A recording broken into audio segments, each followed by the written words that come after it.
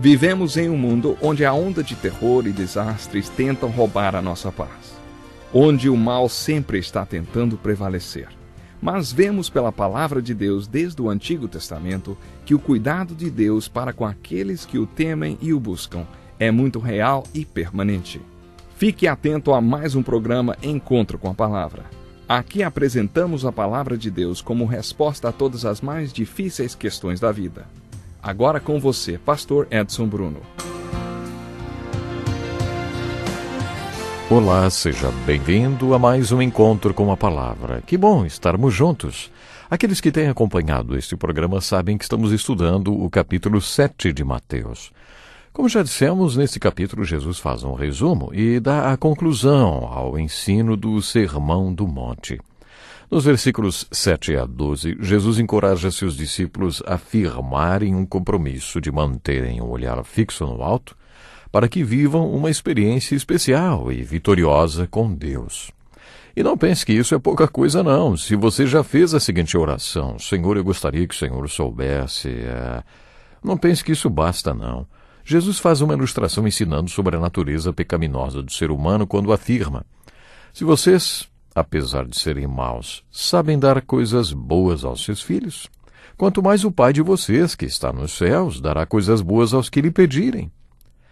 Acho que podemos dizer que dentro deste contexto, Jesus estava sugerindo que tenhamos um compromisso de olhar para o alto. No versículo 12 temos o que chamamos de a regra de ouro. O que é a regra de ouro? De maneira jocosa já disseram: quem tem o ouro faz as regras. Preste atenção agora. A lei de ouro contida no versículo 12 do capítulo 7 de Mateus. Assim, em tudo, façam aos outros o que vocês querem que eles lhes façam, pois esta é a lei e os profetas.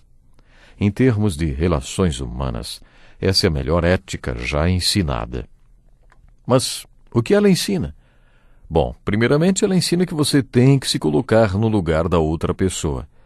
Esta é a parte mais difícil da regra de ouro. Coloque-se no lugar da outra pessoa, o que não é nada fácil, e depois faça a você mesmo a seguinte pergunta: se você fosse a outra pessoa, o que gostaria que a pessoa que você é agora fizesse? Depois de encontrar a resposta, coloque-a em prática. Isso resume toda a lei e os profetas, ou seja, toda a Bíblia em relação à ética humana que deve ser aplicada nos relacionamentos. Em outras palavras, Jesus está dizendo: olhem lá para baixo. Estão vendo toda aquela gente? Digamos que você seja o dono de uma loja e todo dia, quando olha lá para baixo, vê moradores de rua acampados em frente à sua loja.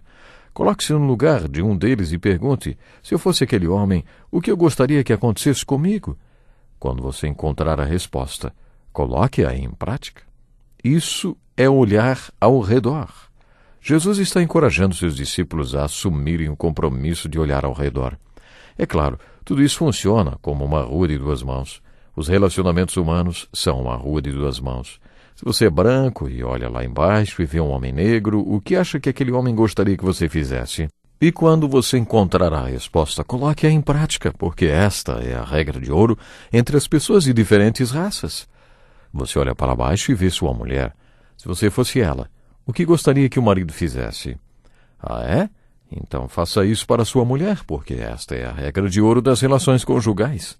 Você olha lá para baixo e vê pessoas de outros países, o que você faz? Talvez aquelas pessoas venham de lugares marcados por pobreza, fome, perseguição. Coloque-se no lugar delas e pergunte-se o que você gostaria que alguém como você fizesse. O que você acha que aquelas pessoas gostariam que alguém como você, próspero e abençoado e seguidor de Jesus, fizesse? Quando você encontrar a resposta, coloque-a em prática. Esta é a regra de ouro de missões. Pratique-a, porque é assim que você cumpre o compromisso de olhar ao redor. É claro que, genericamente, você olha para baixo e vê pessoas não salvas que ainda não experimentaram o milagre da salvação e da regeneração. São incrédulas, que não têm a vida eterna que Jesus veio dar. Elas não têm a qualidade de vida que Deus quer para o homem. Coloque-se no lugar delas. Você também um dia esteve perdido, cheio de trevas, e trevas muito densas. Agora coloque-se no lugar de alguém naquela situação. O que você acha que uma pessoa naquela situação gostaria que Você que já tem Cristo e que encontrou descanso em Cristo, na sua paz, que já se encheu do amor, alegria, paz e de todos os frutos do Espírito fizesse? Depois de descobrir a resposta, coloque-a em prática, porque esta é a regra de ouro para missões da igreja. Esse é o propósito final da igreja. Já ouvi a seguinte frase: a igreja é a única organização no mundo que existe para benefício dos não-membros. E é isso mesmo. Um dos propósitos mais importantes da igreja é ser um veículo de missões. O propósito da igreja é ser uma organização missionária. Pronto. E é isso que Jesus estava dizendo nesse ensino. Ele estava recrutando discípulos. Ele os comissionaria logo depois que descessem do monte para serem apóstolos, ou, em outras palavras, enviados ou missionários. Depois, Jesus faria um treinamento de 3 anos com eles e, ao final, ordenaria a grande comissão, na qual lhes disse: portanto, vão e façam discípulos de todas as nações, batizando-os em nome do Pai, do Filho e do Espírito Santo, ensinando-os a obedecer a tudo que eu lhes ordenei. E eu estarei sempre com vocês até ao fim dos tempos. Esta foi a missão dos 12, entregue há 2000 anos, e os 12 deram origem à igreja quando implementaram esta missão. Hoje precisamos voltar às origens da igreja e enxergá-la na sua forma pura e entender que a missão da igreja sempre foi cumprir a grande comissão. Certa vez, o Dr. Robert Glover disse que a grande comissão é a constituição da igreja e que, como qualquer outra organização, precisa cumprir todos os termos desta constituição para que continue a existir e a funcionar. Eu concordo plenamente com esta afirmação. Foi por isso que, ao encerrar este retiro, Jesus falou nos primeiros 6 versículos deste capítulo sobre assumir um compromisso de olhar para dentro. Tem muita gente que jamais olha para dentro. Talvez estes sejam os cachorros e os porcos, para os quais não devemos jogar nossas pérolas, nem lhes dar o que é santo, porque eles jamais vão olhar para dentro, jamais vão achar que precisam de algo. Você não pode ministrar para todo mundo indiscriminadamente, mas deve cumprir o compromisso de olhar para dentro de si mesmo e aplicar esse ensino primeiro na sua vida e depois na vida das pessoas que estão no sopé da montanha.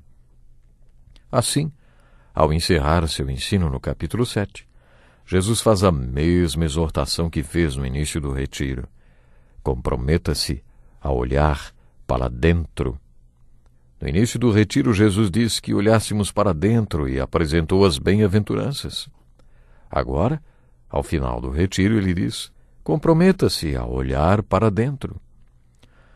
No capítulo 6, Jesus exortou seus discípulos a olharem para o alto e manterem as disciplinas e os valores espirituais que vêm do alto da montanha e que mantêm o olhar deles para o alto.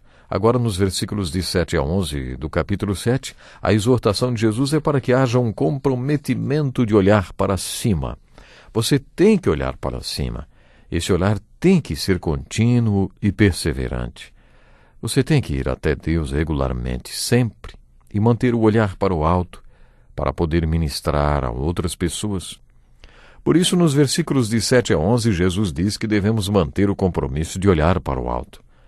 No versículo 12, no qual encontramos a regra de ouro, Jesus fala sobre o compromisso de olhar ao redor. Assim em tudo façam aos outros o que vocês querem que eles lhes façam, pois esta é a lei e os profetas. A única pessoa que está apta a olhar ao redor e ser parte da solução e da resposta de Jesus é aquela pessoa que já olhou para dentro e para o alto. A Bíblia é repleta de exemplos deste tipo. Depois de ter olhado para dentro e visto o que deveria ser, de ter confessado tudo o que viu e confiado a Cristo o perdão de tudo o que viu, de ter recebido não apenas o perdão, mas também a regeneração que nos faz nova criação e ter quebrado a repetição de velhos padrões, só então devemos olhar para o alto. Só depois de olharmos para dentro com seriedade, podemos olhar ao redor. As Escrituras apresentam um tipo de padrão presente em todas as grandes biografias nelas contidas. O título que dei a este padrão foi As Vindas e Idas do Povo de Deus. Estes trabalhadores de Deus são, antes de mais nada, adoradores de Deus. Antes de irem sinceramente para Cristo, eles devem vir a Cristo e a Deus através do próprio Cristo. Só depois de experimentar uma vinda a Cristo, frutífera e sincera, Eles podem experimentar uma ida para Cristo, frutífera e sincera. E pela maneira como Jesus encerra o primeiro retiro espiritual, parece que esse também é o seu padrão. Jesus está dizendo que você tem que vir até Deus e olhar para o alto com perseverança até que tenha uma experiência com Ele. Você tem que pedir, buscar e bater até que Ele seja dado, até que você encontre e até que lhe seja aberta a porta, vamos dizer assim. Aí então você estará pronto para aplicar a lei de ouro e para assumir o compromisso de olhar ao redor. Mas tem que ser um olhar para dentro e para o alto, que envolve vir até o próprio Deus e ao próprio Cristo. E isso tem que acontecer antes que o discípulo vá. Uma das razões por que esta ida se torna infrutífera é porque muitas vezes as pessoas apenas vão, sem nunca terem vindo até Cristo. O convite de Jesus para o primeiro retiro cristão se constitui uma vida muito importante. Nessa vida, olhe para dentro e para o alto e só depois vá. Vá para Jesus Cristo e seja parte da sua solução e da sua resposta. Seja o sal da terra e a luz do mundo. Assim brilhe a luz de vocês diante dos homens, para que vejam as suas boas obras e glorifiquem ao Pai de vocês que está nos céus. Sabe, quando vamos até Cristo, encontramos algo especial. Sempre. Esta é uma regra. Podemos dizer que esta é mais uma regra de ouro. Se você for até Cristo, você jamais vai sair do encontro com Cristo Jesus de mãos vazias.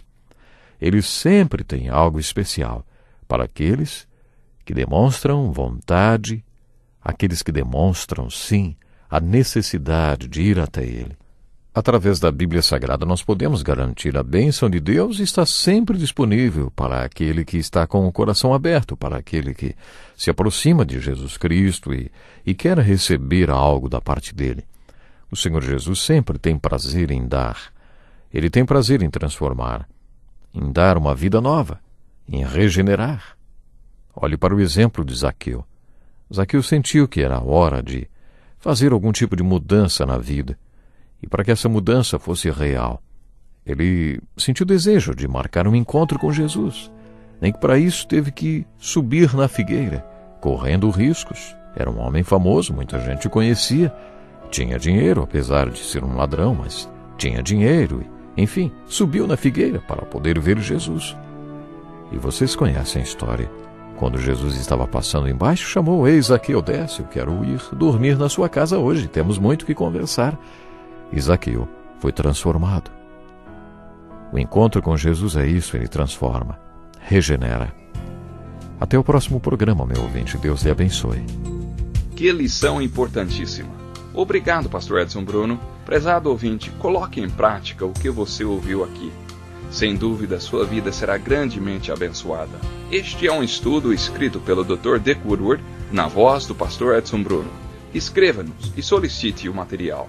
Nosso endereço é Encontro com a Palavra, Caixa Postal 2011, CEP 89201-970, Joinville, Santa Catarina. Até o nosso próximo Encontro com a Palavra.